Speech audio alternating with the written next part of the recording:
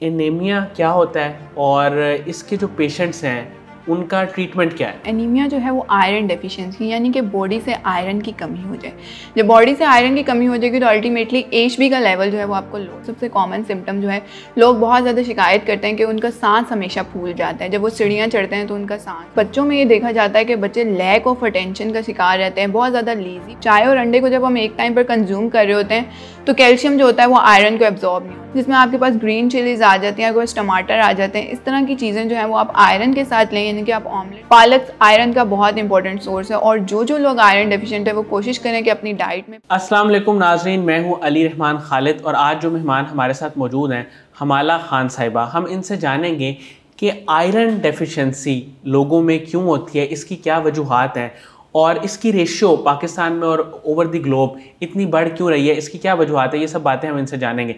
अस्सलाम वालेकुम हमाला खान साहिबा, कैसे हैं आप? ठीक हैं मैम। मुझे ये बताइएगा कि एनीमिया क्या होता है और इसके जो पेशेंट्स हैं उनका ट्रीटमेंट क्या है? एनीमिया एक्चुअली होता क्या है? एनीमिया जो है वो आयरन डेफिशिएंसी यानी कि बॉडी से आयरन की कमी हो जाए। जब बॉडी से आयरन की कमी हो जाएगी तो अल्टीमेटली एचबी का लेवल जो है वो आपको लो नजर आएगा। एचबी होता है जिसमें ऑक्सीजन जो होती है उसको ट्रांसफर करना होता है थ्रू आउट द बॉडी। अब बॉडी में अगर ऑक्सीजन ट्रांसफर नहीं होगी तो न्यूट्रिएंट्स का फ्लो जो है वो भी रुक जाएगा। यूजुअली इसमें जो मेल्स होते हैं उनका 12.5 से कम अगर लेवल हो जाए और फीमेल्स में 11.5 से कम हो जाए तो हम कहते हैं कि ये फीमेल्स और मेल्स जो हैं वो आयरन डेफिशिएंट हैं और एनीमिया के रिस्क पर हैं। क्योंकि एनीमिया जो था हमारी बॉडी में इसलिए भी इंपॉर्टेंट होता है क्योंकि उसमें और वो आयरन डेफिशिएंट होते हैं। अच्छा मैम, एक पेशेंट को कैसे पता चलेगा कि वो आयरन डेफिशिएंसी का शिकार है? ठीक है, इसमें ऐसे होता है कि बहुत सारे सिम्टम्स होते हैं जो आयरन डेफिशिएंट पेशेंट्स जो हैं वो फील कर रहे होते हैं। इसमें सबसे पहले और सबसे कॉमन सिम्टम जो है, लोग बहुत ज़्यादा शिकायत करते हैं कि उनका सांस हमेशा फूल जाता है। जब वो सीढ़ियाँ चढ़ते हैं तो उनका सांस फूल रहा होता है। इसके साथ साथ बच्चों में ये देखा जाता है कि बच्चे लैक ऑफ अटेंशन का शिकार रहते हैं, बहुत ज़्यादा लेजी फील करते हैं और हमेशा अपनी क्लास में भी जो है वो अटेंटिव नहीं रह पाते। इसके साथ साथ आपकी स्किन, फिजिकल साइंस में देखा जाए तो आपकी स्किन जो है वो पेल हो जाती है, आपके नाखून टूटने लग जाते हैं, आपके हेयर जो है वो बहुत ज़्यादा टूटने लग जाते हैं।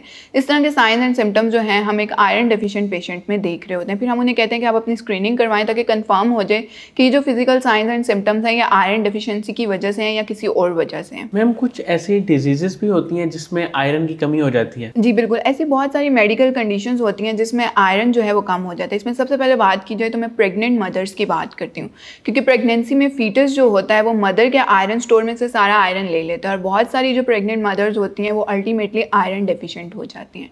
इसके साथ साथ जब आपका कहीं पर बहुत ज़्यादा ब्लड लॉस हो जाता है, जैसा कि देखा जाता है डायबिटिक पेशेंट्स में, उनका वूंड हीलिंग का प्रोसेस यानी कि ज़ख्म के भरने का जो प्रोसेस है वो स्लो होता है या हो ही नहीं रहा होता, तो वो खून निकलता रहता है जिसकी वजह से अल्टीमेटली आयरन डेफिशिएंसी का शिकार हो जाते हैं। और इसमें एक और चीज़ देखी जाए तो हम पुअर फूड कॉम्बिनेशंस को देख रहे होते हैं। लोग आयरन तो कंज्यूम कर रहे होते हैं लेकिन उनके कॉम्बिनेशंस जो होते हैं फूड के वो इतने पुअर होते हैं कि आयरन अल्टीमेटली बॉडी में जाकर एब्जॉर्ब नहीं हो रहा था। तो ये बहुत सारी मेडिकल कंडीशंस हैं जिसकी वजह से अल्टीमेटली पेशेंट जो है वो आयरन डेफिशिएंट हो जाता है। मैम, फूड्स की आपने बात की, कौन सी ऐसी फूड्स हैं जिसका कॉम्बिनेशन अगर हम इस्तेमाल करें तो आयरन एब्जॉर्ब नहीं होता, ये भी थोड़ा सा बता दें। अच्छा, ये एक बहुत इंपॉर्टेंट क्वेश्चन है और लोग जो हैं वो इससे बिल्कुल अवेयर नहीं रहते। हम ऐसे पुअर फूड कॉम्बिनेशंस का इस्तेमाल कर रहे होते हैं, जैसा कि हमें पता है कि कैल्शियम जो है वो आयरन को एब्जॉर्ब नहीं होने देता, तो हम आयरन जो है वो अंडे से ले रहे हैं और चाय से, हम जो दूध हमने उसमें डाला होता है उससे हम कैल्शियम ले रहे होते हैं। अब चाय और अंडे को जब हम एक टाइम पर कंज्यूम कर रहे होते हैं तो कैल्शियम जो होता है वो आयरन को एब्जॉर्ब नहीं होने दे रहा होता। इसके साथ साथ अगर आपने चाय कंज्यूम करनी है तो आप कोशिश करें कि 1 से 2 घंटों के बाद चाय को कंज्यूम करें। इसके साथ साथ बहुत सारे लोग ऐसे हैं जो कि चिकन को कंज्यूम कर रहे होते हैं लेकिन उसके साथ दही या रायते का इस्तेमाल कर रहे होते हैं, तो वो जो रायते या दही से हमें कैल्शियम मिल रहा होता है वो फिर जाकर आपके आयरन को एब्जॉर्ब नहीं होने दे रहा होता। तो ये कुछ फूड कॉम्बिनेशन हैं जो हम बिल्कुल ख़राब तरह से यूज़ करें। अब बात यह है कि आयरन को हम कौन सी ऐसी चीज़ है जो एब्जॉर्ब होने देती है। आयरन को अगर आप विटामिन सी रिच फूड्स के साथ लेंगे तो वो उसको एब्जॉर्ब होने देंगे। अब बात है कि विटामिन सी रिच फ्रूट्स कौन से होते हैं, जिसमें आपके पास ग्रीन चिलीज आ जाती हैं, कुछ टमाटर आ जाते हैं। इस तरह की चीज़ें जो है वो आप आयरन के साथ लें, यानी कि आप ऑमलेट बना लें, इस तरह की चीज़ें, तो आपके आयरन को जो है अच्छे से एब्जॉर्ब होने देंगी। अच्छा मैम, कुछ और मैं चाहूँगा कि आप फूड्स ऐसी बताएं जिसको अगर इस्तेमाल किया जाए एक साथ, मतलब चिकन के साथ दही तो ये बहुत सारे लोग इस्तेमाल करते हैं, खाने में अमूमन इस्तेमाल होती हैं ये चीज़ें, तो इसकी जगह फिर अल्टरनेट पे क्या हो सकता है? खाली चिकन यूज़ किया जाए और सालन खाली यूज़ किया जाए? अच्छा, इसमें ऐसे बात की जाती है कि बिल्कुल ऐसे होता है कि हमें बहुत सारे ऐसे फूड ग्रुप्स हमारे पास मौजूद हैं और ऐसे फूड्स मौजूद हैं जिससे हमें डायरेक्ट आयरन मिल रहा होता है और हमें उसको कंज्यूम करना बहुत ज़्यादा ज़रूरी है। इसमें सबसे पहले आपके पास आती है स्पिनच, पालक की बात की जाए। पालक आयरन का बहुत इंपॉर्टेंट सोर्स है और जो लोग आयरन डेफिशिएंट है वो कोशिश करें कि अपनी डाइट में पालक का इस्तेमाल वक्तन फ़वक्तन करते रहें। इसके साथ साथ आपको रेड मीट जो होता है, जिसमें हम मटन या बीफ की बात कर रहे होते हैं, वो आयरन का बहुत इंपॉर्टेंट सोर्स है।